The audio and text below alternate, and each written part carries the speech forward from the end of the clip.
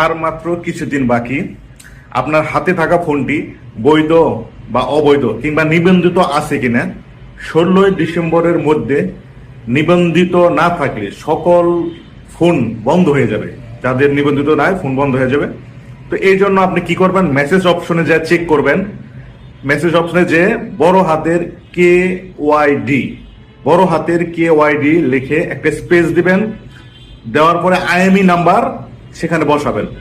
IMEI number বসানোর পরে আপনি কি করবেন, সেন্ড করবেন, মানে একটা মেসেজ পাঠাবেন। কোন নাম্বারে সেন্ড করবেন?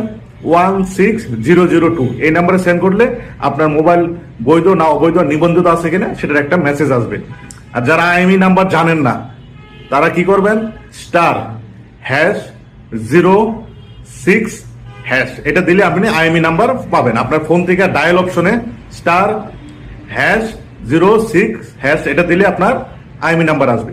তো এই IMEI নাম্বারটা কি করবেন, মেসেজ অপশনে যে আপনি কি করবেন, বড় হাতের KYD লিখে একটা স্পেস দিবেন, সেখানে IMEI নাম্বার বসাবেন। এই IMEI নাম্বারটা কি করবেন, আপনি 16002 নাম্বারে সেন্ড করবেন। তাহলে আপনার একটা মেসেজ আসবে আপনার ফোন বৈধ না অবৈধ। তো এটার জন্য সরকার 16 তারিখ পর্যন্ত একটা নির্দিষ্ট ডেট দিয়ে দিয়েছে। এরপরে অনিবন্ধিত ফোন সব বন্ধ হয়ে যাবে। ভিডিওটি সবাই শেয়ার করুন, সবাইকে জানিয়ে দিন। আসসালামু আলাইকুম।